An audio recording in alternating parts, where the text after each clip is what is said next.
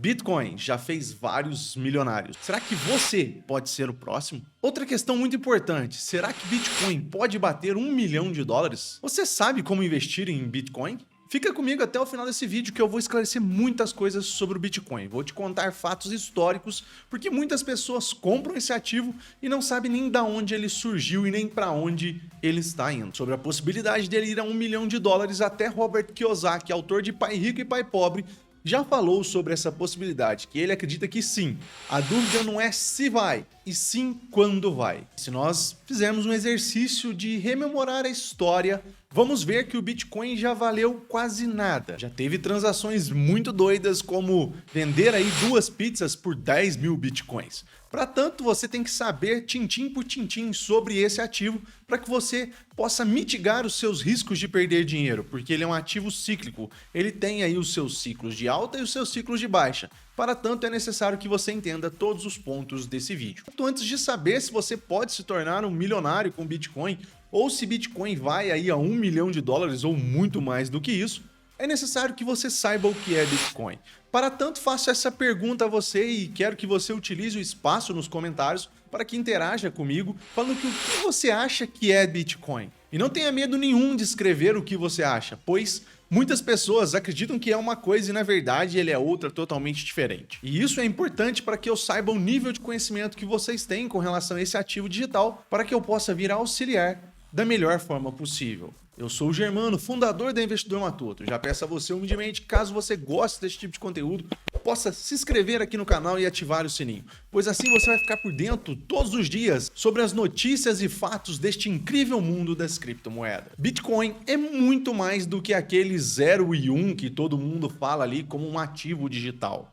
Ele tem uma história, e é essa história que eu quero contar para vocês no vídeo de hoje. A ideia de uma moeda independente de governo sempre permeou a cabeça dos revolucionários. Porém, foi só no ano de 2008, com a grande crise imobiliária nos Estados Unidos, que se deu o pontapé inicial. Essa grande crise de 2008 ficou conhecida como a grande crise dos subprimes, empréstimos sobre empréstimos sem garantia alguma. Sendo assim, bancos, de forma totalmente irresponsável, criaram uma grande bola de neve que acabou destruindo boa parte da economia mundial, derrubando até grandes bancos como o Lehman Brothers. Os governos saíram ao auxílio desses bancos, porém nem todos puderam ser salvos. E neste mesmo ano, aí no dia 31 de outubro de 2008, foi disparado para uma lista de e-mail um documento que começou a chegar a várias pessoas ao redor do mundo todo. Nesse documento continha a descrição e o que era e como funcionava o Bitcoin. E tinha um link que levava as pessoas para um site chamado bitcoin.org. A título de curiosidade, esse site foi registrado pelo criador do Bitcoin em agosto de 2008. E quem foi o seu criador?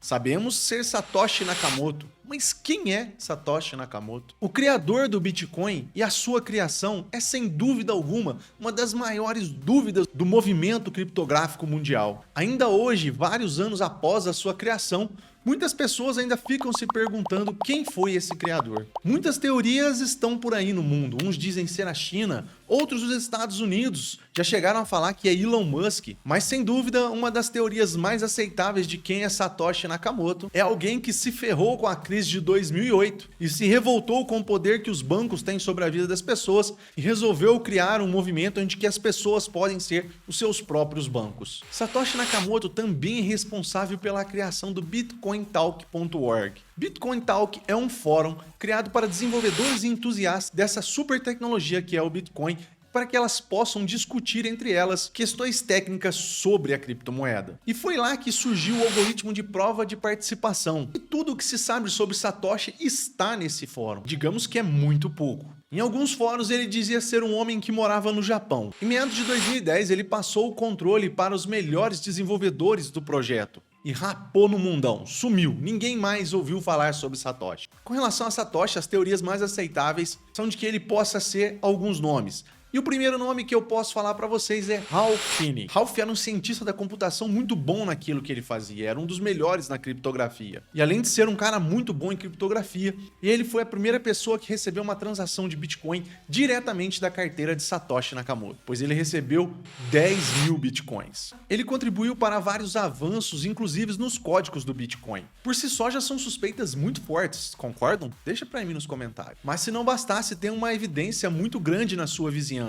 Tem um senhor chamado Dorian Nakamoto. E por falar em Dorian Nakamoto, ele é o segundo na nossa lista de suspeitas. E o motivo por ser a nossa suspeita, eu acredito que já está na ponta da sua língua. O próprio nome. Em uma matéria de 2014, uma jornalista jurou que Dorian era de fato Satoshi Nakamoto. E o currículo dele é bem suspeito. O homem trabalhou como engenheiro de projetos secretos do governo, além de trabalhar em empresas do setor de tecnologia de informações financeiras. E pasmem, na entrevista que essa jornalista jurou que ele era o criador do Bitcoin, ele disse que não estava mais envolvido nisso, que não poderia mais falar sobre tal projeto. O projeto foi passado para outras pessoas que estão cuidando dele. Eu não tenho conexões com esse projeto. De qualquer forma, ele desconversou e disse que a jornalista entendeu errado.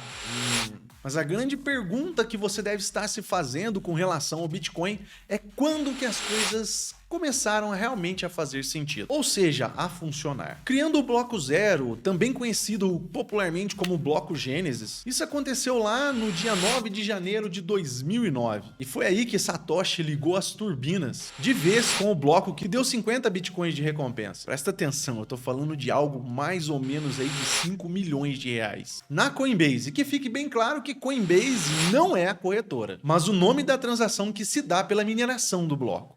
Então, os oportunistas pegaram esse nome e utilizaram como uma das maiores corretoras do mundo. E Satoshi Nakamoto era um cara muito sarcástico, e nesse bloco ele colocou uma mensagem. E a mensagem nada mais é do que o título de uma reportagem de um jornal britânico, que foi publicado em 3 de janeiro de 2009, que tinha o seguinte título: chanceler à beira de conceder o segundo auxílio aos bancos. Na época, os governos ainda estavam ajudando os bancos para poder recuperar-se da crise do subprime. Mas aí você também deve estar se perguntando, mas quando que passamos de algo que não tinha valor para algo realmente que possuía um valor intrínseco? Como eu disse lá atrás, algumas transações chamaram muita atenção.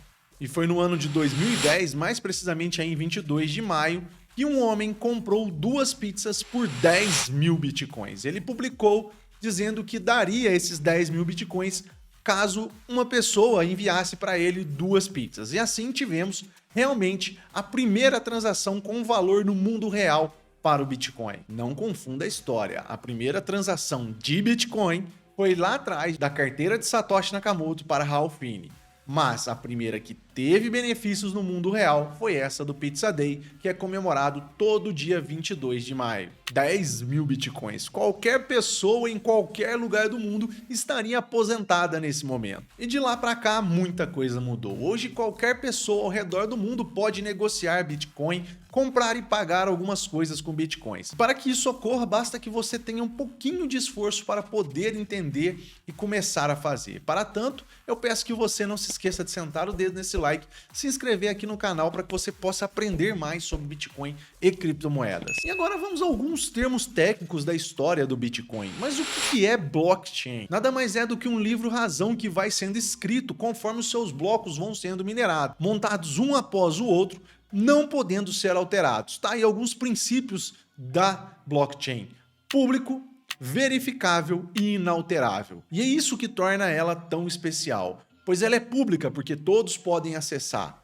Ela é inalterável porque ninguém pode alterá-la. Ela é verificável, pois todos podem confirmar a sua veracidade ou não. Simplesmente uma grande revolução que vai trazer ainda muitas inovações para as nossas vidas. Imagina a cada dia poder verificar os gastos de um governo, ou melhor dizendo, a cada segundo. Mas o Bitcoin e toda a sua tecnologia nem sempre foram vistos com bons olhos, pois foi chamado de golpe várias vezes. Sem falar em todas as vezes que falam que ele morreu. E até criaram um site para demonstrar isso. E para desmistificar de uma vez por todas que o Bitcoin foi criado pela China, já no ano de 2013, ele foi banido da China pela primeira vez. No dia 5 de setembro, a China baniu os bancos de lidarem com essa criptomoeda. Mas isso de longe resolveu os problemas do Partido Comunista Chinês, isso aumentou eles. porque isso fez com que os chineses se tornassem cada dia mais curiosos sobre essa nova tecnologia. E isso muito longe de trazer problemas para o Bitcoin, pois em dezembro do mesmo ano o Bitcoin chegou a $1.000. Como eu sempre falo no canal, o mercado ele anda em ondas, nunca indo sempre para o mesmo lado. O Bitcoin tem uma tendência de alta infinita, com umas correções de 80% a 90%. Mas é alta infinita. Em maio de 2014, ele havia retraído para $400 e permaneceu entre a faixa de $200 e $500 até o ano de 2016. No mês de dezembro, o Bitcoin decolou indo novamente a $1.000. E este voo de foguete teve como destino a casa dos seus $20.000 em dezembro de 2017. Em 2018 veio mais uma proibição da China, e dessa vez muito mais ampla, proibindo várias criptomoedas de serem negociadas. E só para constar, teve mais uma. Bitcoin pode até pedir música no Fantástico, em que nessa última foi proibida toda espécie de mineração. Mas isso diretamente nunca influenciou o Bitcoin fortemente. E em 2018, o Bitcoin, conforme eu disse, que não anda para um lado só, ele anda em ondas, retraiu muito, teve uma correção e voltou a $3.000. E mais uma vez foi anunciado aí a sua morte. Mas Joseph Klimber não desiste nunca. Brincadeiras à parte, falando de Bitcoin, ele subiu com muita força até $13.000, quando no ano de 2019 uma pandemia assolou todo o mundo e o Bitcoin passou pela sua primeira grande crise mundial, voltando novamente à casa de $3.000. Mas depois daí, ele pegou um super foguete, rompeu seu topo histórico na casa de $20.000 e bateu $65.000, onde fez uma correção que voltou até $28.000 e chegou à sua ATH, que para mim foi frustrada. Na verdade, naquele ponto da história não era para Bitcoin ter batido só $69.000, mas sim $100.000. Mas isso fica para uma próxima edição de uma corrida chamada Bull Run, corrida de touros. E atualmente se encontra na casa entre $15 e $20.000 devido a uma grande recessão mundial que estamos passando no ano de 2022, na virada para o ano de 2023. Recessão essa dada a alta impressão de dólares para combater os efeitos da Covid-19. Chega até a ser engraçado. Criam crises para conter crises no mundo financeiro. Mas isso já é assim desde quando o mundo é mundo. Fato importante é que muitas pessoas lá atrás disseram que o Bitcoin nunca seria uma moeda. Porém, isso caiu por terra 7 anos depois, quando a CBOE e a CME, as maiores bolsas de derivativos do mundo, anunciaram contratos futuros em Bitcoin. Fato é que muitas pessoas já investem em Bitcoin ao redor do mundo todo. Muitas empresas passaram a acreditar nessa tecnologia. Grandes bancos como Itaú, Santander, Nubank, PicPay passaram a vender não só Bitcoins a seus clientes, como várias outras criptomoedas. Gigantes como Amazon, Mercado Livre passaram a aceitar pagamentos feitos em criptomoedas. PicPay e outras carteiras passaram a negociar Bitcoin diretamente em suas plataformas, ajudando assim muito popularizar a utilização do Bitcoin. Mas estamos muito longe da onde que ainda podemos chegar. Mas fica a pergunta, quando ele pode chegar a $1 milhão? O que é possível prever para o próximo pós-halving, que deve acontecer no final do ano de 2023, é que ele possa chegar a $200.000. $1 milhão ainda possivelmente deve ocorrer entre 8 a 12 anos. E você, acredita que quando será possível chegar a $1 milhão? E também acredita que você pode se tornar um milionário com criptomoedas? Se você gostou desse vídeo, pega ele, manda no grupo da sua família, cria um problema entre os seus familiares para que eles possam começar a entender aquela criptomoeda que você gosta tanto de investir. Um grande abraço a todos, até o nosso próximo vídeo, se Deus quiser.